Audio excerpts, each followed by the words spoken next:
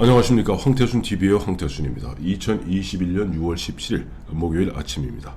꼭두 새벽부터 저 멀리 일산에서 이곳 도봉구 창동까지 와주신 이해 박는 집 김영환 원장님 모셨습니다. 네, 감사합니다. 안녕하십니까. 네. 감히 누가 누구를 저는 우리 김영환 원장님, 저도 안 그래도 그 부분 갖고 많이 분노했었는데 김영환 원장님이 딱 한마디로 표현했습니다. 감히 누가 누구를. 두 가지입니다. 첫째는 조국이 좌표를 설정하니까 광주 커피점인가요?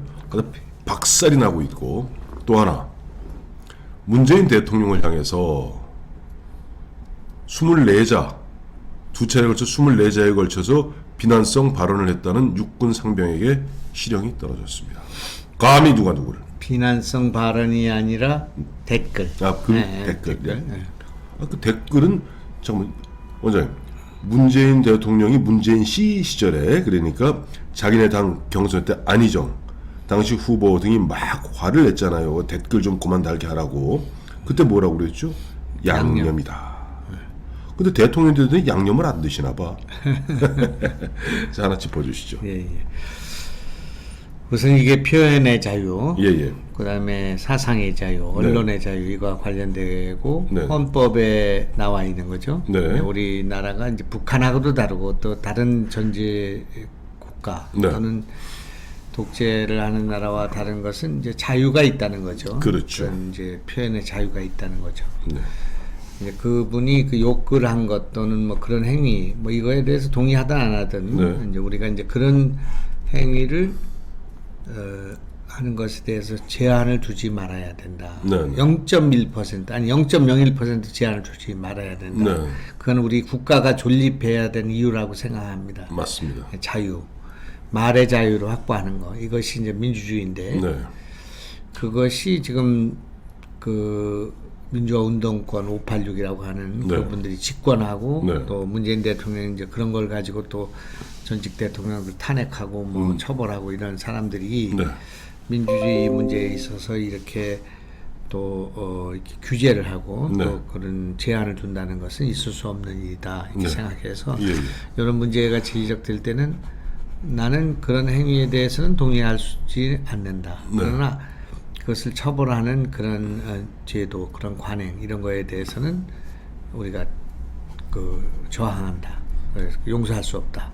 그런 입장을 이제 갖는 거죠. 그런 것이 제 삶의 일관적인 원칙이라고 생각합니다. 제가 그 제 젊은 시절에 한 20개월 투옥이 됐었는데 또 뭐 학교도 여러 번 제적되고 또 기업명화에서는 또 수배를 받고 이렇게 했는데 지금 돌이켜 보면. 말을 하기 위한 거였어요. 유신헌법은 잘못된 것이다. 또 긴급조치는 철회돼야 한다. 또 민주주의가 지금 위협받고 있다. 이런 얘기를 이제 하고 뭐 유인물을 돌리고 그런 것 때문에 우리가 구속됐잖아요. 아니 그 말을 하는 자체가 유신헌법을 비난하는 자체가 그렇죠. 그 당시 긴급조치에 그러니까요. 저해된 데서 바로바로 체포되고 저희도 대학 다닐 때 아닙니까? 제가 7, 8학번이니까. 그때 전 직접 목격한 겁니다만 노량진 저희 학교 가려면은 이제 지하철을 타고 노량진에 내려서 노량진역에서 버스 타고 이제 관악으로 옮기고 했어요. 근데 거기에서 이제 걸어가다가 아까 우리 원장님 말씀하신 대로 이게 무슨 뭐 이제 유신 뭐 하고 뭐 긴급조치 애들이 이제 아침에 학교 가면서 그 중얼중얼 됐다고 거기 내복에 있던 비밀 경찰이 바로 체포해서 남영도로 끌려가는 그럼 바로 거기서 노량진에서 이쪽 전철 타면요 용산 남영입니다. 그렇죠. 그 두 정거장 막 그게 바로 그런 말의 자유를 갖다가 억압했던 것이 긴급조치 시대였고 과거 엄혹한 시대였는데 이 사람들이 이제 보면 군부 독재고 이게 보니까 이번에 뭐 상관 모욕죄 그래갖고. 그 무슨 자랑이라고. 아이고 전 6개월 물론 뭐 선고유예입니다만은 했는데 이거는 사실 법 자체를 한번 바꿔야 되는 거 아니에요? 지금 보면 이제 그걸 뭐 6개월을 징역을 살렸느냐 안 살렸느냐 선고유예를 했느냐 그게 중요한 것이 아니고 형량이 많으냐 작으냐의 문제가 아니라 그것이 이제 사회에 주는 영향이 있잖아요. 그러니까 대통령을 이렇게 국군 통수권자이기 때문에 그렇게 댓글을 다는 것은 명예회복이라는 그 사고 있잖아요. 네. 그리고 그것이 이제 군인이기 때문에 더 안 된다 그런 주장이죠. 그렇죠.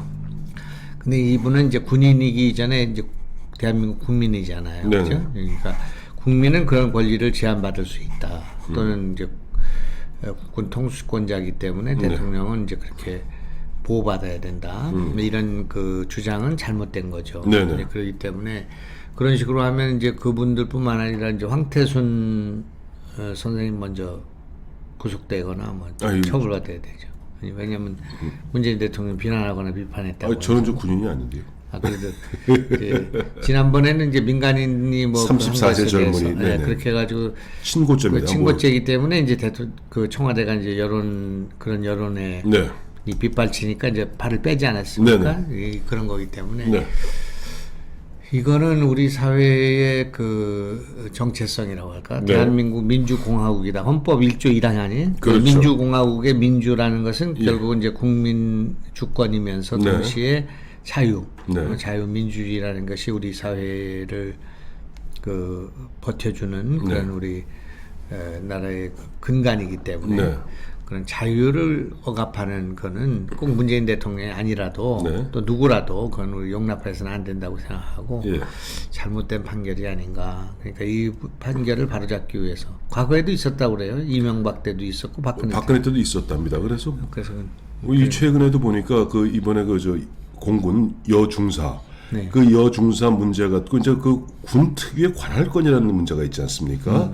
이 관할권 때문에 뭐 사단장이 되었던 군단장이 되었던 그 사람이 관할관이에요.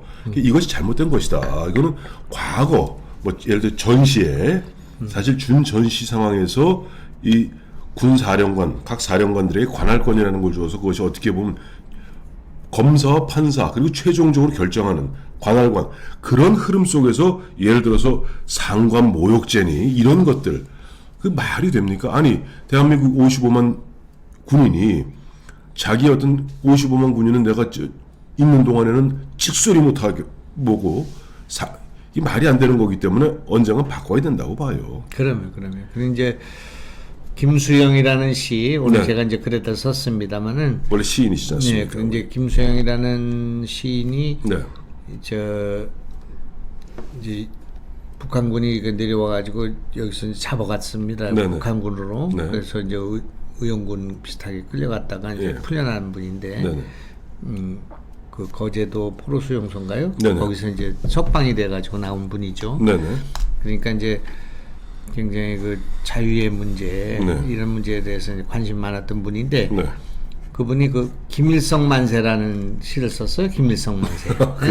그러면 이제 전 모르겠습니다. 이 사람은 이제 김일성을 찬양해서 김일성 만세라고 한 게 아니고 자기는 이제 김일성이라든지 북한 체제에 반대해서 탈출한 사람이니까 김일성 만세라는 말을 할 리가 없는 분인데 김일성 만세라고 누가 소리를 질러도 그것을 허용할 수 있는 나라가 돼야 한다.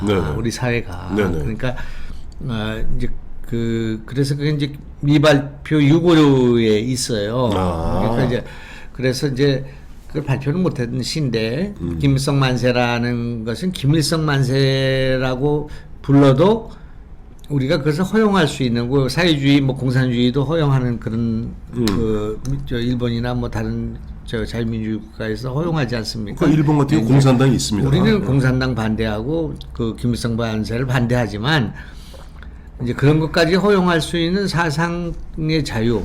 표현의 자유, 그다음에 그런 양심의 자유 이런 거를 갖는 나라가 우리나라다. 우리나라에 돼야 된다. 그런 거기 때문에 뭐 이제 이런 조그만 문제에 대해서도 나는 조그만 문제가 아니고 근본적인 문제이기 때문에 이 문제에 대해서 지난번에도 이제 그 글을 쓰고 뭐 저희가 할 수 있는 게 글을 쓰고 여론을 환기시키는 건데 그렇습니다. 이제 그런 거를 했는데 이거는 이제 용납할 수 없는 문제다. 우리의 손자, 저의 손자의 손자들도 용납할 수, 그들을 위해서도 용납할 수 없는, 우리 후손을 위해서 용납할 수 없는 우리나라.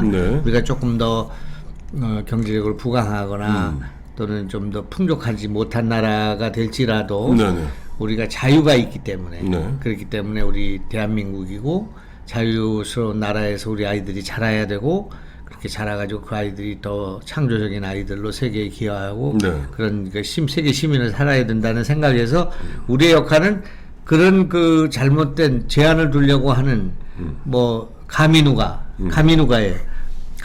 그 누가? 보잘것없는 누가 네. 어?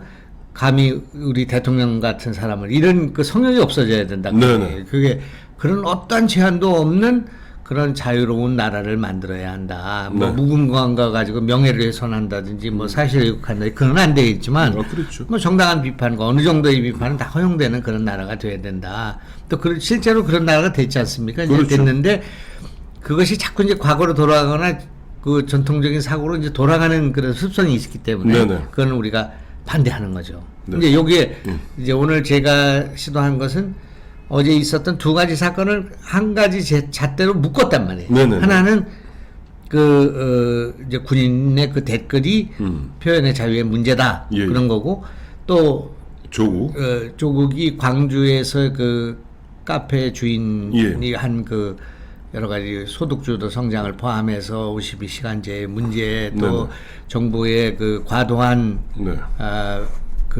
공공 부분을 확대시켜 가지고 네. 민간 유축되는 뭐 문제 그런 표현을 썼죠. 그 양반이 보니까 일자리 늘어나고 공무원하고 노인하고 뭐 택배 기사밖에 없다 이 얘기 하지 않았습니까? 라이더하고 말이에요. 딱 그 얘기 정확한 얘기거든요. 공공에서 뭐 앱을 만들어서 뭐 지금 경기도나 뭐 다른 데서 뭐 한다는 그런 네. 식으로 그런 턱도 없는 짓을 하지 마라. 네네. 그거는 오히려 민간 영역을 유축시키고 시장에 교란을 가져오는 거다. 네네. 그래가지고 오히려 그분 얘기 가운데서는 너무나 이제 구체적이고 현실적이고 저는 이제 그 글을 보자마자 바로 이제 제가 공유를 했는데 네네.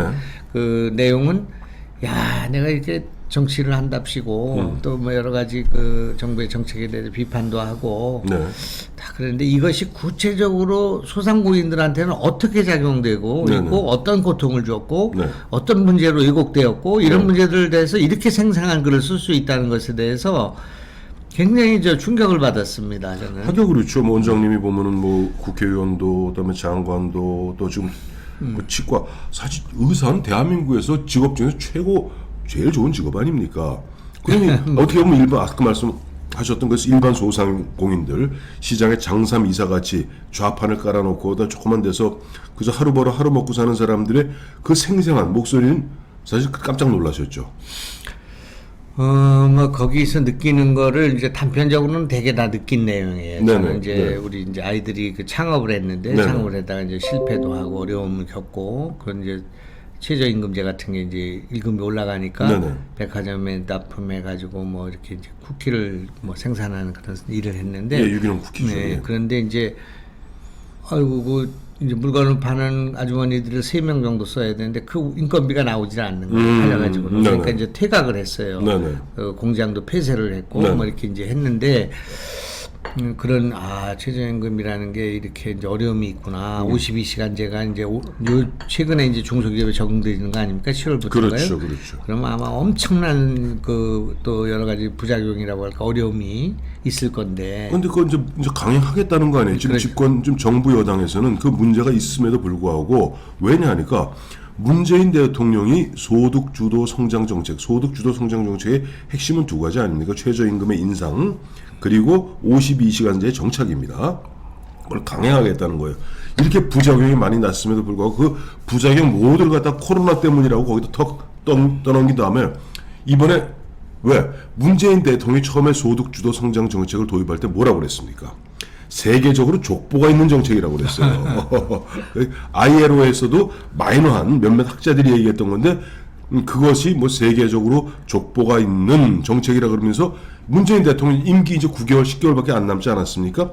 뭔가 기록으로 남기기 위해서 즉 나는 소득주도 성장 정책을 갖다가 관철했고 위대한 나라를 만들었다는 그 기록을 남기기 위해서 국민들이야 죽던 말도 아주 아우성의 현장에서는 7월 1일부터입니다. 얼마 안 남았습니다. 근데 밀어붙이겠다는데 저는 역설적으로 그래 해봐라. 그 피해는 고스란히 또 뭐 이제 세금 막 떨어지고 하게 되면 보나마나 내년 3월 9일날 너희 민주당 좋은 걸 볼 거다 하는 생각이 들어요. 그러면 본질이 있죠. 지금 네. 이제 이 경제 정책, 뭐 장하성, 김상조 이런 분들이 네네. 주도하고 문재인 대통령 밀고 간 정책이잖아요. 그리고 이제 대선 지금 국면에서도 계속 기본소득이니 이런 문제가 이제 그런 거잖아요. 네, 그렇습니다. 그러니까 소득을 먼저 준단 말이에요. 네. 세금으로 또 재정으로 네. 또 이제 이렇게 돈을 찍어서 주면 네. 부채를 얻어 주면 그 소득이 생기면 그게 이제 소비가 진작이 되고 그래서 그 성장으로 연결되고 그래서 또 이제 세금이 거쳐지고 네. 그래서 또 소득으로 가고 해서 소득이 성장을 주도한다 이런 얘기잖아요. 그렇죠. 근데 우리는 여태까지 경제학에서는 이제 혁신을 통해서 기업들이 경제 성장을 하고 성장의 그 과실을 가지고 소득이 가처분 소득이 늘어나고 소비를 증가하고 이렇게 된다는 네. 거잖아요. 그래서 이제 말과 수레가 있는데 그 말이 이제 수레를 끄는 거잖아요. 네. 그러니까 말이라는 성장이 네. 수레라는 소득을 낳고 그래서 그것이 이제 또 마찰 끌어가는데. 끌어가는 건데 이거는 지금 이제 수레가 말을 끌고 간다는 그런 그렇죠. 주장이니까 이것은 잘못된 것이다. 그렇게 얘기를 했는데 전혀 그 말을 듣지 않고 네. 뭐 유례가 없는 실험을 했죠. 네네. 교과서에 없는 이제 실험을 했는데 실험을 한 결과 이게 안 된다는 거를 이제 판명이 된 거예요. 아니 코로나 때문이라고 주장하는 거 아닙니까? 저 사람들은. 근데 이제 문재인 대통령이나 이 집권 여당도 소득주도 성장이란 말을 이제 안 쓰잖아요. 예. 안 쓰면서 이제 가끔 이제 불쑥불쑥 그걸 이제 유지하고 있는 그런 네. 입장이 있잖아요. 그러니까 이제 그런 거에 연장선상에서 어떻게 돈을 나눠줄까만 얘기하고 있단 말이에요. 네. 이제 기본소득이라는 게 뭐 한 달에 뭐 무조건 얼마나 다 줘야 되느냐, 뭐 일부만 줘야 되느냐 이런 논쟁을 하고 있잖아요. 그렇죠. 그런 것들은 이제 어느 정도 이렇게 정리가 돼가고 있습니다만은 그러나 이제 그런 과정에서 굉장히 재정 적자가 왔고 또 엄청난 부채를 안게 됐고 그것이 이제 또 미래 세대한테 부담을 주게 예. 됐고 뭐 이런 이제 문제가 발생한 거죠. 그런 이야기들을 갖다가 광주죠. 광주 그 카페 주인이 한마디로 했다고 조국은 아니 그 나쁜 사람이야. 얼마 전에 조국의 시간 낸 사람 아닙니까? 조국이. 아 자기가 정경심이 자기 딸 조민이 그 이런저런 댓글로 얼마나 그 고통받고 아마 자기는 아마 죽기보다도 어려웠을 겁니다. 그걸 뻔히 아는 사람이 그래 거기다 딱 좌표 설정해갖고 한마디로 조져라 이거 아니에요. 나의 팬들이요. 저놈 보면 저놈 저렇게 보면 문재인 대통령한테 반기 들었으니 조져버려라 라는 게 조국 씨의 좌표 설정이거든. 저는 조금 이따 말씀드리겠습니다. 제가 좌표 설정 한번 당해봤어요. 이게 생생한 걸 제가 조금 이따 말씀드리겠습니다. 그래서 난 조국이 정말 나쁜 사람이라고 봐요. 아니 명색이 법대 교수란 사람이 그런 식으로 명예훼손 뭐 이런 걸 걸리겠는데 나쁜 사람이라고 그 조국 모독죄에 걸린 조국 모독죄에 걸리죠. 양심의 자유, 표현의 자유, 사상의 자유 어디 갔습니까? 그러니까 이제 조국이 이 문제를 비판하려면 네네. 저는 그분의 말씀에 굉장히 그 공감이 많았는데 네. 우리가 그냥 소득주도 성장 이런 문제가 있고 무슨 좀 잘 몰랐던 것은 지금 이제 코로나가 와서 대면 금지가 되니까 이제 고객이 없잖아요. 이제 네. 이런 상황에서 우리를 살려준 것은 그런 재난 지원금이 아니라 배달의 민족이었다. 배민. 네. 그 이제 쿠팡. 네. 그건 사실 이제 많은 부분들이 동의하는 거죠. 네. 음식을 배달하면서 거기 생계를 유지하고 이렇게 했다는 네. 거죠. 네. 근데 그걸 또 없애려고 이렇게 하니까 네. 뭐 이런 문제라든지 카드 수수료 인하 같은 건 제가 그 국회 입법 과정에서 굉장히 열심히 해서 네.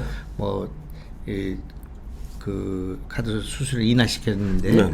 그것이 이제 벤사의 그런 또 무료로 지원되던 벤사의 그런 수수료 같은 것들이 또 생기면서 네네. 실제로는 도움이 안 될 뿐만 아니라 오히려 더 부담이 됐다. 이런 얘기들은 이제 모르던 얘기들이죠. 네네. 그래서 이걸 한 2번, 3번 이렇게 자세히 읽어봤습니다. 네. 우리가 이제 소득주도 성장은 문제가 있다든지 뭐 이런 이제 정책적으로 얘기를 했지만 그것이 구체적인 바닥에서 또 구체적인 현실에서 구체적인 소상공인들한테는 어떻게 작용했는가를 뭐 소설적인 그 뭐라고 할까 감동으로 적어낸 그런 글이에요. 보고서예요. 역사에 남을 것 같아요. 이제 그러면 이제 그런 것들에 대해서 조국이 이제 문제를 제기하려면 그 내용이 어디가 문제가 있다.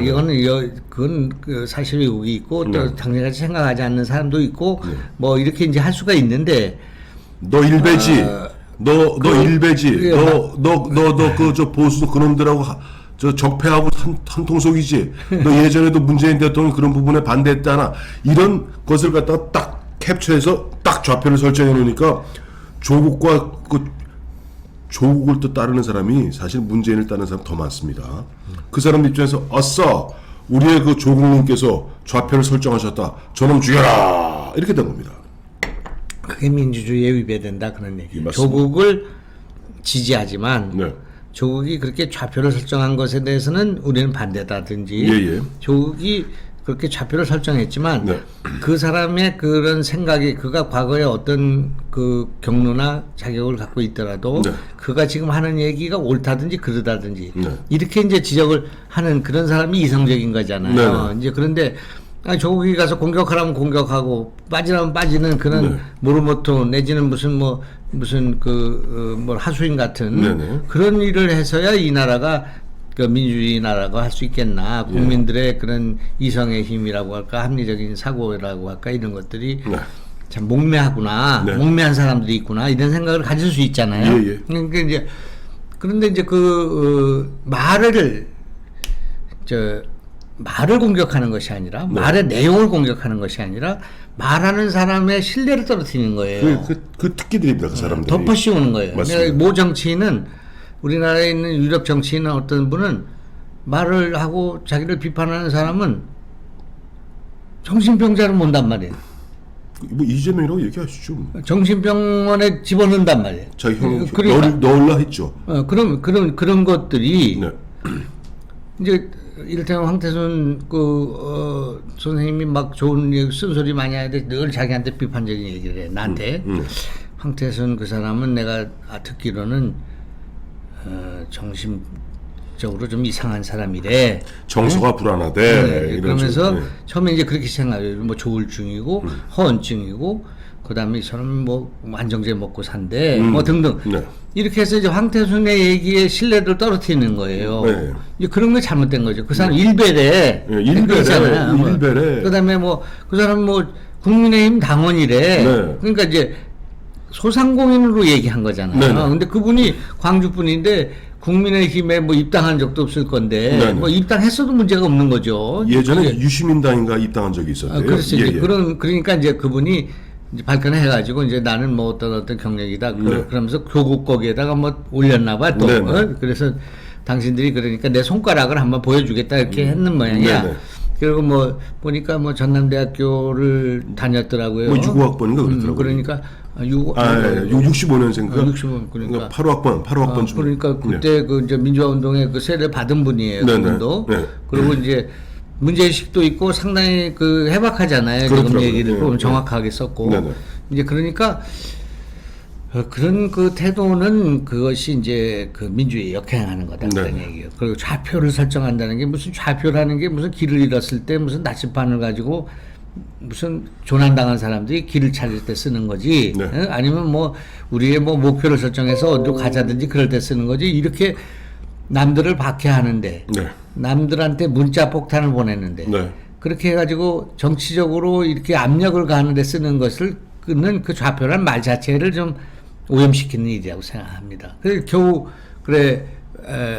법대 교수라는 사람이 또 일국의 법무장관을 지낸 사람이 이런 짓을 한다는 거는 전혀 지금 여기에서 교훈을 찾지 못하고 있는 거단 말이에요. 그러니까 감히 나는 깜짝 놀랐어요. 조국이라는 분이 굉장히 인간적으로 또 여러 가지 어려움도 겪었고 나는 개인적으로 법무장관 안 했으면 좋았을 뿐이다. 이렇게 이제 생각을 하고 난 참 좋은 인상을 이제 외모나 이런 것들을 보고 좋은 인상을 가졌었는데 지금 이제 조국 사태 일어나면서 보니까 좀 내로남불이라고 할까요? 그래서 이제 실망을 했었는데 어제 그 일은 참 이거 정말 마지막 신뢰를 잃어버리는 일이란 말이에요. 지금 이 상황에서 지금 재판을 받고 있는 상황에서 또 책을 내서 굉장히 많은 논란이 있는 상황에서 좌표를 설정해가지고 오히려 이런 일을 또 앞장서서 한다는 거는 나는 옳지 않다 그렇게 생각하죠. 문재인 대통령한테도 옳지 않은 일이라고 생각합니다. 맞습니다. 자, 슬슬 이제 마무리하겠습니다. 좌표 설정에 조국 씨 잘 들어두세요. 좌표 설정은 옛날 1965년 문화혁명할 때 문혁할 때 그 당시 마오쩌둥이 스스로 대자보를 썼습니다. 대자보의 제목이 사령부를 포격하라. 사령부를 포격하라. 이렇게 함으로써 그들에게 류샤오치 등을 갖다 공격하라고 명령 내렸던 것이 바로 마오입니다. 그리고 두 번째, 좌표. 제가 좌표를 당해봤는데요.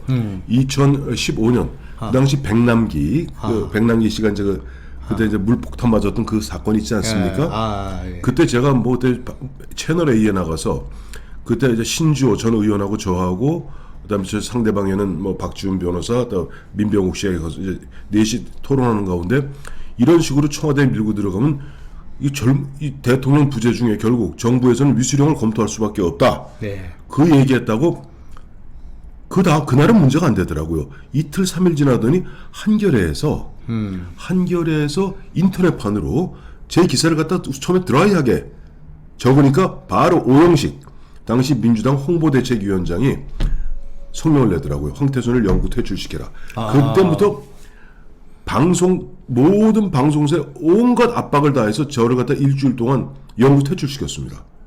근데 다 모르겠어요. 참 행인지 불행인지 모르겠습니다만 11월 22일인가 김영삼 대통령께서 서거하시면서 그 당시 보면 그 김영삼 시대를 갖다가 아무런 원고 없이 너블너블 떠들 수 있는 사람이 사실 종편에서는 저밖에 없었어요.